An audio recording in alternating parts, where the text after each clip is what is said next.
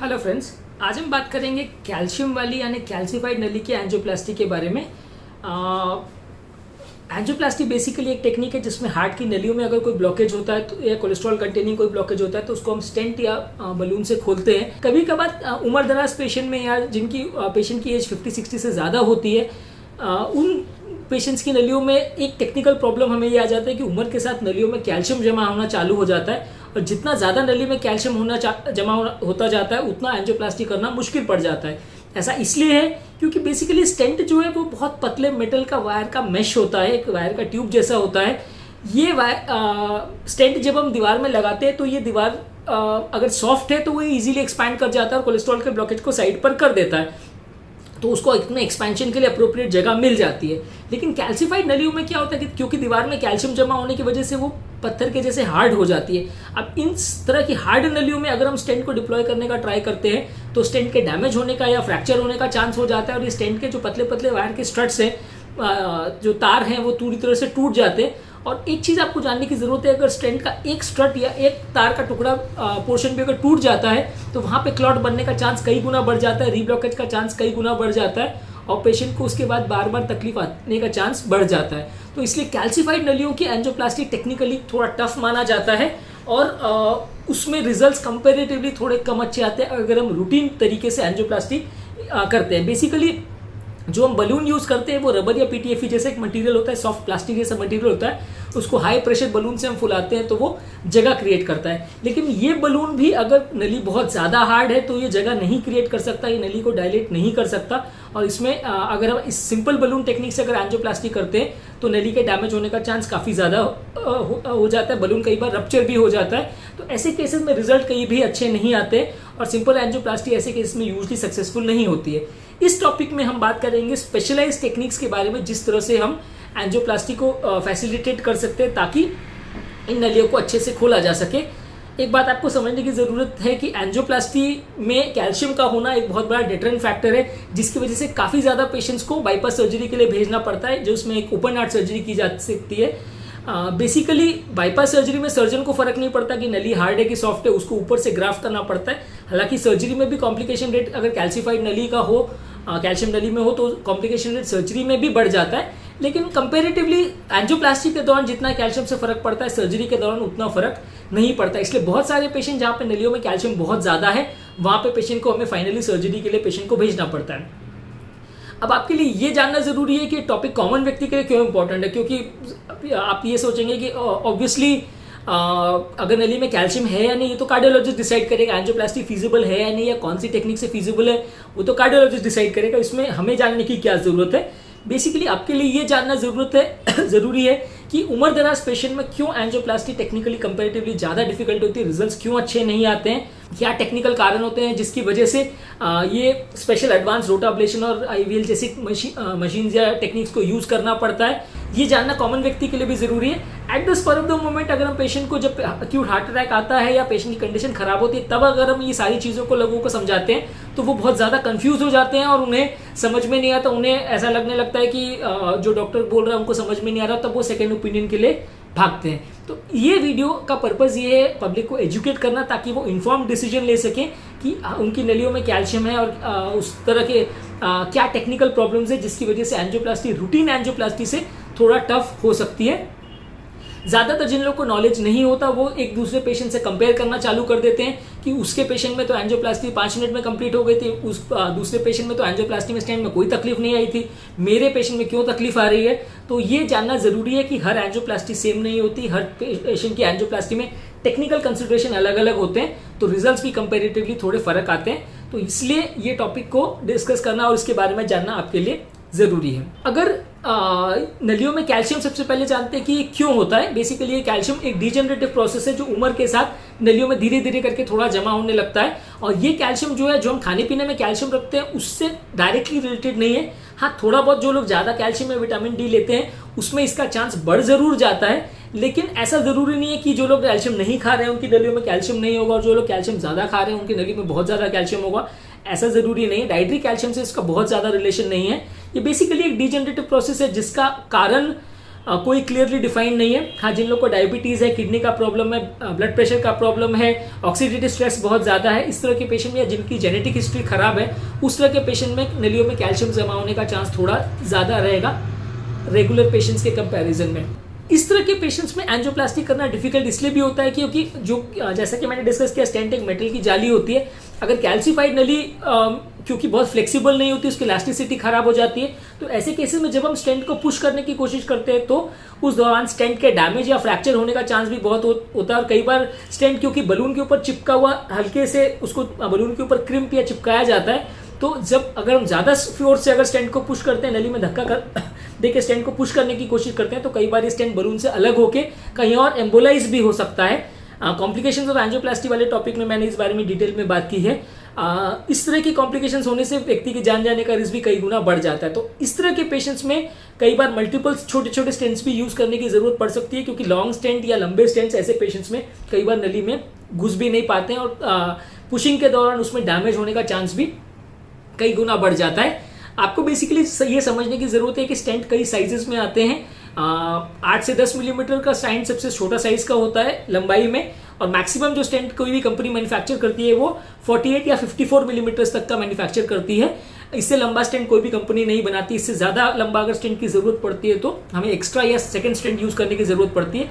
जब नलियों में कैल्शियम बहुत ज़्यादा होता है और हम लंबा स्टेंट पुश नहीं कर पाते हैं, तो फिर हमें 2 या 3 छोटे छोटे स्टेंट से उस एरिया को कवर करने की कोशिश करना पड़ता है, क्योंकि लंबे स्टेंट्स के कंपैरिजन में छोटे स्टेंट्स का फ्लेक्सिबिलिटी थोड़ा ज़्यादा रहता है और उसे कॉम्प्लिकेटेड या कैल्सीफाइड नलियों में पुश करना थोड़ा ज़्यादा ईजी रहता है।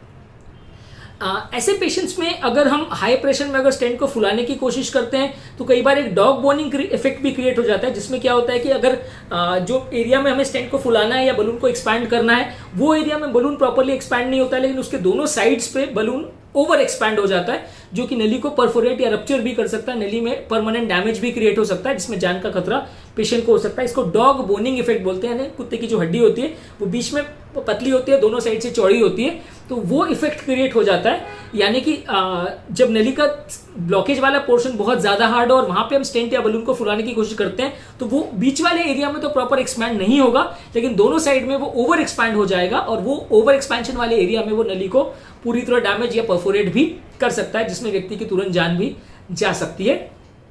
ज़्यादातर कैल्सीफाइड नलियों वाले पेशेंट में जब भी हम बलून करते हैं तो स्टेंट की ज़रूरत पड़ती ही है, क्योंकि अगर हम सिर्फ बलून करके नली को छोड़ देंगे तो नली के बंद होने का चांस काफ़ी ज़्यादा हो जाता है।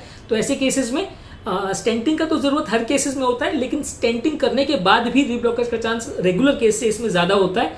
रूटीन एंजियोप्लास्टी जब हम मेडिकेटेड स्टेंट के साथ करते हैं तो रीब्लॉकेज का चांस 4 to 5% होता है, पर कैल्सीफाइड नलियों में जब हम एंजियोप्लास्टी करते हैं तो उसमें रीब्लॉकेज का चांस 10 to 15% तक भी जा सकता है।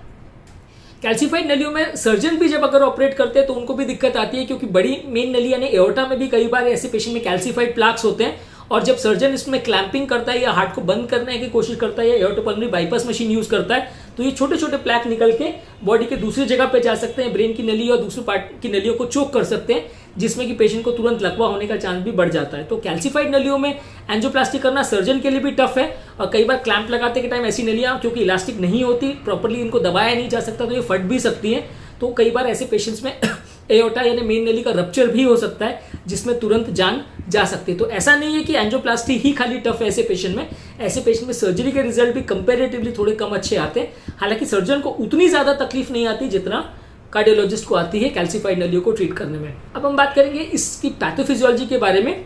बेसिकली ये कैल्सिफिकेशन का जो प्रोसेस है ये उम्र के साथ होता है, ये डिजनरेटिव प्रोसेस होता है। ये कैल्सिफिकेशन सिर्फ हार्ट की नलियों में ही नहीं, कैंसर के टिश्यूज में कोई भी स्कार है या कोई भी डिजनरेटिव टिश्यू है वहाँ पे भी हो सकता है। जो वैल्स खराब होने लगते हैं उम्र के साथ, वैल्स में डिजनरेशन प्रोसेस चालू हो जाता है, तो वहाँ पे भी कैल्शियम जमा होने लग जाता है, जिसकी वजह से कभी कभी हमें वैल्स को चेंज करने की ज़रूरत भी पड़ती है। कोई बॉडी में कीटाणु है या पैरासाइट्स हैं, उनकी डेड बॉडी में भी उसके डेड पैरासाइट्स की बॉडी में भी कभी कभी कैल्सिफिकेशन हो जाता है, जो कि कभी कभी मिर्गी वगैरह अगर ब्रेन में हो तो मिर्गी वगैरह डेवलप कर सकता है। कुछ पैरासाइट्स के अंडे जैसे शिस्टोसोमा या टॉक्सोप्लाज्मा के एग्स हैं, वो सब में हो सकता है। कोई शरीर में एब्सेस या पस का पॉइंट हो, उसमें भी कैल्सिफिकेशन डेवलप हो सकता है। और कभी कभी कुछ ब्रेन की बीमारियां हैं जैसे congenital rubella, congenital cytomegalovirus infection वगैरह में ब्रेन में कैल्सिफिकेशन भी हो सकता है। ये सारे केसेस में जो नलियों में कैल्शियम जमा होता है वो किसी बीमारी की वजह से होता है और ये नॉर्मल डाइटरी कैल्शियम से इसका कोई लेना देना नहीं है। हार्ट की नलियों का जो कैल्सिफिकेशन है ये दो तरीके का होता है, एक इंटिमल और एक एडवेंटिशियल, यानी हार्ट की नली के अंदर की सतह पे होता है या बाहर की सतह पे होता है।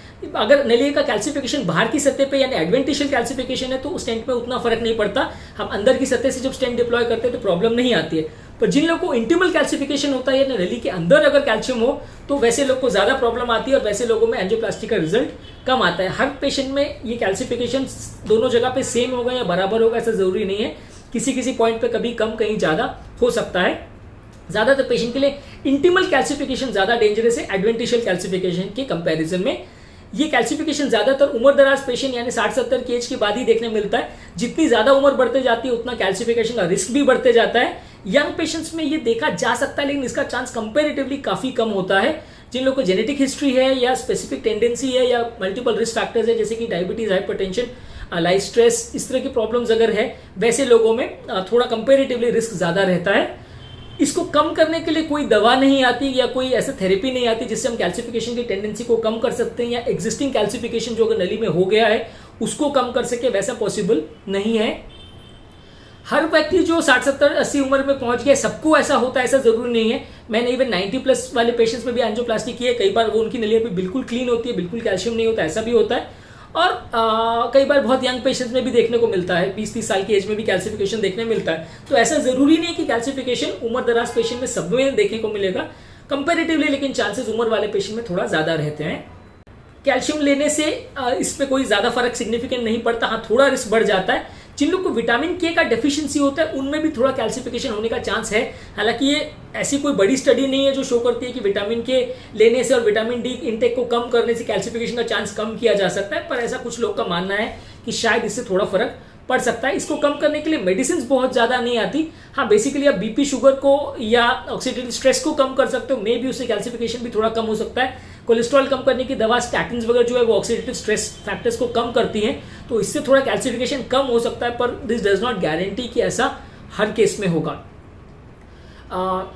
ये जो कैल्शियम का जो प्रोसेस है ये जैसे किडनी के पथरी होती है, गॉल ब्लैडर वगैरह में पथरी होती है, उसी तरह से ही ये हार्ट की नलियों में भी कैल्शियम जमा हो जाता है। हालांकि हर व्यक्ति जिसको किडनी की पथरी है या गॉल ब्लैडर की पथरी है उसको हार्ट में भी कैल्सिफिकेशन होगा ऐसा जरूरी नहीं है, और बाकी जगह में जो पथरी है वो इसेंशियली डिजेनरेटिव प्रोसेस हो ऐसा जरूरी नहीं है। इसकी पैथोफिजियोलॉजी थोड़ी सी अलग रहती है। अब हम बात करेंगे इसकी इवैल्यूएशन के बारे में। सबसे इंपॉर्टेंट तरीका इसको इवैल्यूएट करने के लिए ये है कि आप कई बार अगर वैल्वुलर कैल्सिफिकेशन वगैरह हो तो आप इको में इसको जज कर सकते हैं, एक्सरे में जज कर सकते हैं। इको में लेकिन नलियों का कैल्सिफिकेशन पिक कर पाना थोड़ा सा मुश्किल होता है। जब हम रूटीन एंजियोग्राफी करते हैं तो ज्यादातर केसेस में नलियों का कैल्सिफिकेशन आप असेसमेंट कर सकते हैं। अगर जिसमें आपको नॉन इन्वेजिव टेक्निक चाहिए या बिगर एंजियोग्राफी आपको जज करना है तो सीटी कैल्शियम स्कोरिंग किया जाता है। उसमें बिना कॉन्ट्रास्ट इंजेक्ट किए एक गैटसन स्कोर करके एक मशीन कैलकुलेट करती है जिसमें नलियों में कितना कैल्सिफिकेशन है वो जज किया जा सकता है। ये जो नलियों का कैल्सिफिकेशन है ये नलियों के ब्लॉकेज को प्रिडिक्ट करता है, पर 100% गारंटी नहीं करता कि जिनमें कैल्सिफिकेशन है उसमें सब में ब्लॉकेज मिलेगा और जिसमें नहीं है उसमें कोई ब्लॉकेज नहीं मिलेगा और उनको हार्ट अटैक आने का रिस्क बिल्कुल जीरो है, ऐसा नहीं होता।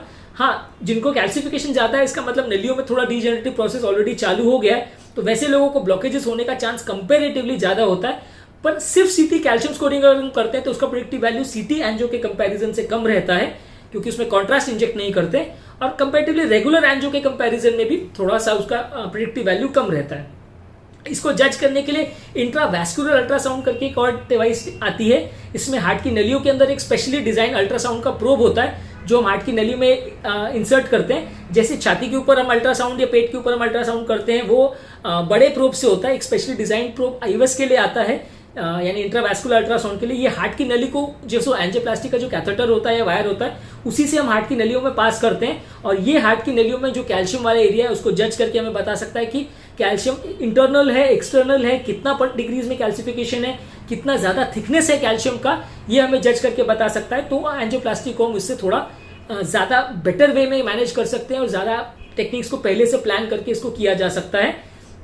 इसके अलावा एक ओसीटी करके टेक्निक आती है, यानी इंट्राकार्डियक सीटी होता है, वो सीटी स्कैन का स्पेशली डिजाइन कैथेटर होता है जो हार्ट की नली में इंसर्ट करते हैं। तो उसमें भी हार्ट की नलियों का कैल्सिफिकेशन और बेटर तरीके से जज किया जा सकता है और कितना थिकनेस है उस कैल्शियम का उसको जज किया जा सकता है। इससे हम लेजन यानी ब्लॉकेज की मॉर्फोलॉजी को असेस कर सकते हैं और एंजियोप्लास्टी को प्लान कर सकते हैं। आईवस में एक वर्चुअल हिस्टोलॉजी का कॉन्सेप्ट भी होता है, जिसमें एक अल्ट्रासाउंड टेक्निक से ही वो ब्लॉकेज में कितना परसेंट कैल्शियम है, कितना परसेंट कोलेस्ट्रॉल है, कितना परसेंट फैट है, कितना नेक्रोटिक कंपोनेंट है, उसको जज कर सकता है और उसके हिसाब से नली को हम एंजियोप्लास्टी के दौरान बेटर ट्रीट कर सकते हैं। अब इसके ट्रीटमेंट पर बात करेंगे। जैसे कि मैंने कहा था कि रूटीन या स्पेशल रूटीन जो बलून जो हम एंजियोप्लास्टी में यूज करते हैं उसके द्वारा इसे ओपन करना कंपेरेटिवली थोड़ा टफ होता है, डॉग बोनिंग इफेक्ट भी ज्यादा होता है, नली में डैमेज होने का चांस भी ज्यादा होता है। तो स्पेशली डिजाइन कटिंग बलून्स आते हैं जिसमें बलून के ऊपर ब्लेड्स रहते हैं, इसको हम यूज करते हैं। ये थोड़े कॉस्टली बलून्स आते हैं, लगभग 30 से 40 हज़ार इनका कॉस्ट रहता है और इससे हम नलियों को थोड़ा बेटर वे में ओपन कर सकते हैं। कंपेरेटिवली थोड़े हार्ड ब्लॉकेजेस को भी इससे ओपन किया जा सकता है, पर हर हार्ड ब्लॉकेज इससे ओपन होगा ऐसा पॉसिबल नहीं है। एक ओपीएन बलून आता है, ये हाई प्रेशर बलून होता है। रेगुलर बलून जब हम इन्फ्लेट करते हैं तो वो 18 से 20 या 22 एटमॉस्फेयर तक हम इन्फ्लेट कर सकते हैं। उसकी ज्यादा प्रेशर अगर हम उसमें देते हैं तो वो बलून फटने का चांस रहता है, जिससे नली को डैमेज हो सकता है। ये ओपीएन बलून जो है वो स्पेशली डिजाइन बलून होता है, जिसमें डबल लेयर कोटिंग होती है, थोड़ा हार्ड बलून होता है। इसमें बलून का टॉलरेंस थोड़ा ज्यादा रहता है, तो इसको लगभग 40 to 45 एटमॉस्फेयर तक भी हम इन्फ्लेट कर सकते हैं और इससे हम कैल्शियम के ब्लॉकेजेस को क्रैक करने में थोड़ा मदद मिलता है। तो ये दोनों बलून हालांकि जो है हार्ड ब्लॉकेजेस के लिए स्पेशली डिजाइंड है पर और कॉस्टली भी आते हैं, पर ये 100% गारंटी नहीं करते कि इससे नली खुल ही जाएगी। अब बात करेंगे इसके लिए सबसे बेस्ट टेक्निक जो है वो है रोटाब्लेशन करके। रोटाब्लेशन में एक स्पेशली डिजाइन बर होता है, एक डायमंड कोटेड ड्रिल होता है, जिसको हम हार्ट की नली में एक स्पेशली डिजाइन वायर होता है उससे इंसर्ट करते हैं और ये ड्रिल जो है 50,000 to 75,000 रोटेशंस पर मिनट की स्पीड से बहुत रैपिडली रोटेट करता है और अंदर का जो कैल्शियम लेयर है उसको कट करते जाता है। और ये जो कट किए हुए पार्टिकल्स हैं, जो छोटे छोटे करोड़ों पार्टिकल्स वहां पे बनते हैं, वो इतने छोटे साइज में होते हैं, कुछ माइक्रॉन्स के साइज के होते हैं, तो ब्लड स्ट्रीम में डिसॉल्व हो जाते हैं, उनको अलग से निकालने की जरूरत नहीं पड़ती है। ये ब्लड के टुकड़े जो है काफी छोटे रहते हैं, तो इसके लिए आपको रोटाब्लेशन जब आप करते हैं तो आप उस ड्रिल को हार्ट की नलियों में इंसर्ट करते हैं, जिससे वो ड्रिल पूरे डायमंड कोटेड जो पार्टिकल्स है उसके माध्यम से सारे नली को ड्रिल करके वहां जगह क्रिएट कर देता है और स्टेंट डिप्लॉयमेंट करने के लिए उसमें हमें आसानी हो जाती है। हार्ट की नली के अंदर का जो कैल्शियम है यानी इंटीमल कैल्शियम है, ये उस पर ही काम करता है। जो नली के बाहर की सतह का यानी एडवेंटिशियल कैल्सिफिकेशन है उसके लिए कोई असर नहीं कर सकता। ये कैल्शियम को पूरी तरह ड्रिल करने के बाद नली को थोड़ा सॉफ्ट कर देता है, तो कंपेरेटिवली उसमें स्टेंट का डैमेज होने का चांस कम हो जाता है। और इसको हम नॉर्मली नली का जो साइज है उसके हाफ साइज में यूज करते हैं, यानी 3 मिलीमीटर की अगर नली है तो हम 1.5 मिलीमीटर तक का बर को इसमें यूज कर सकते हैं। उससे बड़ी या छोटी नली है तो उसके हिसाब से 1.25 या 1.75 या 2 मिलीमीटर का बर को यूज कर सकते हैं। बहुत ज्यादा बड़े साइज का बर यूज करने में नली के डैमेज या परफोरेट होने का चांस बहुत ज्यादा रहता है। बहुत छोटा बर अगर हम यूज करते हैं तो उसमें हमारा नली में जितना स्पेस हमें क्रिएट करना है वो डेवलप नहीं हो पाएगा।